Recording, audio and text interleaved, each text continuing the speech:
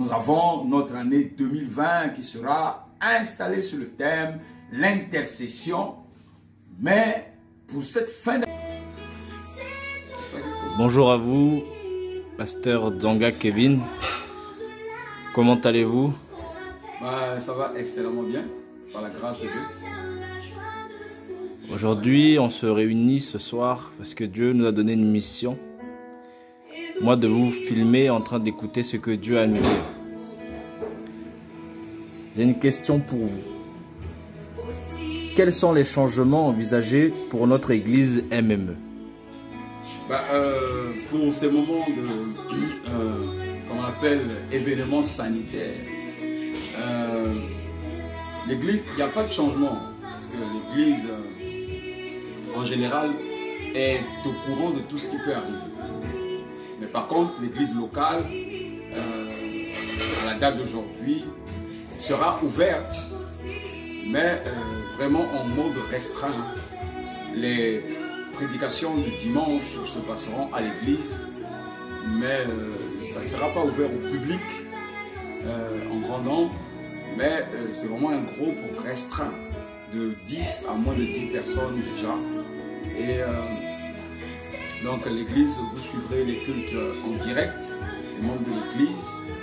Vous restez chez vous, ne sortez pas et restez en bonne santé. Donc les vendredis et les dimanches, les prédications comme les prières se passeront à l'église, mais en mode restreint pendant les 4 semaines que l'État a reconfiné ce pays. Voilà. Bien. L'église avait prévu plusieurs programmes. Nous avions notre programme pour les jeunes qui devait se dérouler le 27 novembre. Comme nous avons des restrictions aujourd'hui, les programmes ont été chamboulés. Alors j'aimerais savoir comment vous allez, qu'est-ce que vous avez prévu? Est-ce qu'on doit les déplacer ou bien attendre l'année prochaine? Non, c'est-à-dire que ce programme pour la conférence internationale des jeunes, ça fait 2 fois l'année passée, on devait l'organiser, et ça fait 2 fois que donc ça arrive. Ce programme est un programme que le Seigneur a mis en place. Donc nous sommes en train de regarder avec les jeunes, donc ceux qui sont à la tête de ce mouvement de la conférence internationale des jeunes, à faire comme sur Zoom, à exécuter le programme de Dieu, malgré que l'Église n'acceptera pas de recevoir plusieurs personnes à la fois. Donc cette conférence, dans un premier lieu, dans un lancement, si la technologie nous l'enseigne, donc comme c'est le 21 novembre, donc dans 10 jours nous serons fixés si nous devons repousser ce programme ou encore le faire passer sur Zoom, parce que c'est donc des enseignements de Genèse qui seront publiés. Aujourd'hui, nous sommes une église tactile, high-tech, donc les personnes peuvent être en possession du programme, donc sur Zoom, je répète, où les membres pourront suivre donc en ligne. Bien. Que devons-nous en tirer des événements en cours? L'église aujourd'hui doit tirer des conclusions qui sont très très capitales pour l'église. Moi je dis toujours que l'église locale, c'est moi, c'est toi. Si nos églises bâtiments prennent ampleur sur l'église locale, c'est très dangereux. Et donc l'église locale, c'est réellement toi et moi. Si nous sommes nourris à l'intérieur de nous, nous pourrons nourrir les églises bâtiments. De la même façon que Jésus-Christ, le cavalier sur le cheval blanc, entre en nous comme un grand cavalier, c'est de la même façon que nous transportons cette église locale dans les églises bâtiments. Donc, il ne faut pas que le chrétien puisse être vraiment attaché à l'église bâtiment, alors que c'est vraiment le chrétien qui est l'église locale dans laquelle Christ vit. Christ vit à l'intérieur de nous. C'est Christ qui vit en nous. C'est pour ça que nous proclamons l'évangile. Donc, il faut se dire que je dois maintenir l'église locale. Et ces temps sont difficiles qui permettent donc aux gens de comprendre que les bâtiments ne servent à rien. La Bible dit que Dieu ne vit pas dans les maisons faites des mains d'hommes. Dieu n'a pas vécu. C'est vrai que le Seigneur est descendu au temps de Salomon dans 2 Chroniques, qu'il a béni l'église, il est descendu. Par contre, il n'est pas resté. Le Seigneur dit, je ne vis pas dans des bâtiments faits de mains d'hommes, dans des maisons faites de mains d'hommes. Je ne vis pas dans les choses humaines. Je ne vis pas dans l'humain, car le Seigneur est esprit. Jésus-Christ est esprit. La Bible dit dans 2 Corinthiens 3, verset 17 que « Or, le Seigneur est un esprit. Et là où vit l'esprit du Seigneur, c'est là est la liberté. » Or, nous avons la liberté. C'est ce qui prouve que nous ne pouvons pas rebondir par rapport à une situation. Pour dire que s'il y a une situation au niveau de l'État, nous reprenons position. Non, nous sommes déjà avertis. C'est pour cela que nos messages de toute l'année, c'est des messages pour fortifier l'église locale. C'est des messages pour donner l'encouragement à l'église locale, de ne pas baisser les mains, de ne pas baisser les bras, que cette église se réveille et se rende compte quelle est la lumière du monde réellement, en dehors du bâtiment. C'est pour cela que je lance un appel à tout chrétien qui peut donc avoir une innovation, comment se connecter, comment prier ensemble, comment prêcher ensemble, afin que nous puissions élever cette église lumière.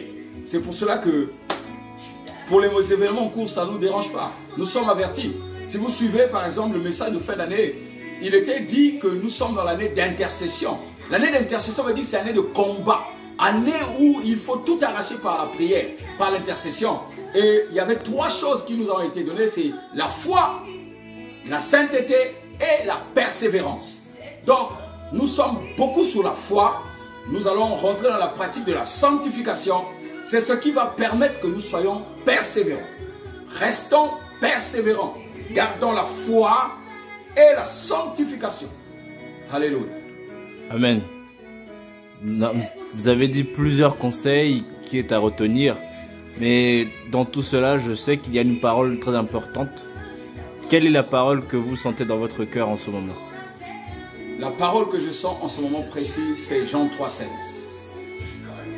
Dieu a tant aimé le monde qu'il a donné son Fils unique afin que quiconque croit en lui,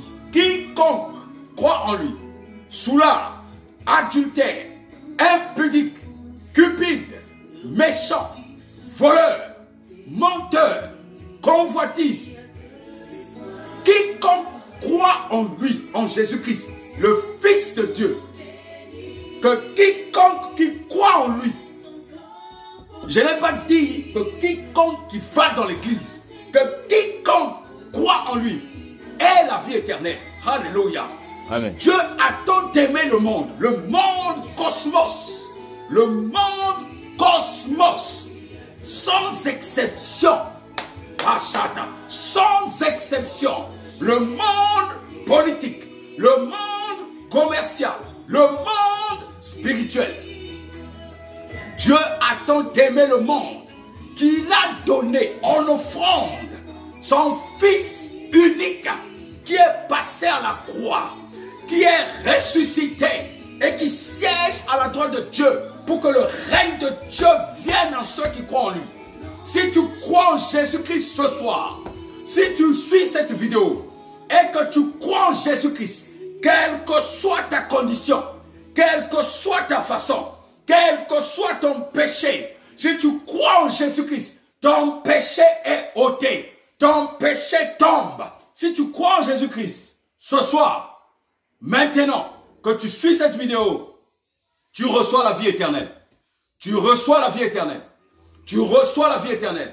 L'année n'est pas encore finie, mais tu reçois la vie éternelle. Les choses anciennes vont passer. Voici, toutes choses sont devenues nouvelles. Toutes choses deviennent nouvelles pour toi, pour moi, pour la société. Reste affermi.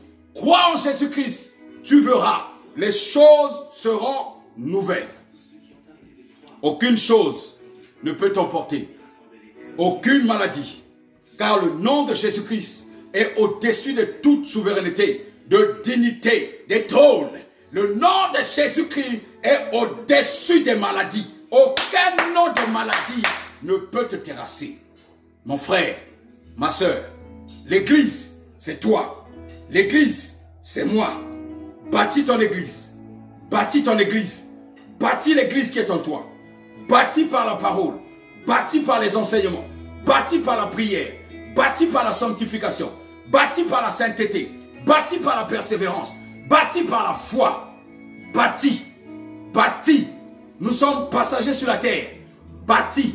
La meilleure église, c'est celle qui peut attirer une autre personne. Par notre façon de vivre, notre façon de faire. Ne sombre pas dans le chaos. Ne réfléchis pas. Ne va pas dans les alcools. Ne te dis pas que ta vie est finie. Ta vie n'est pas finie. Ta vie est encore importante aux yeux de Dieu. Il t'a envoyé pour accomplir des choses. Crois et tu verras la gloire de Dieu. Amen, amen, amen. Amen. Merci à vous. Ben, moi, j'aimerais vous dire, ne soyez ni découragés. D'ailleurs, c'est en ce moment-ci qu'il faut que vous soyez forts.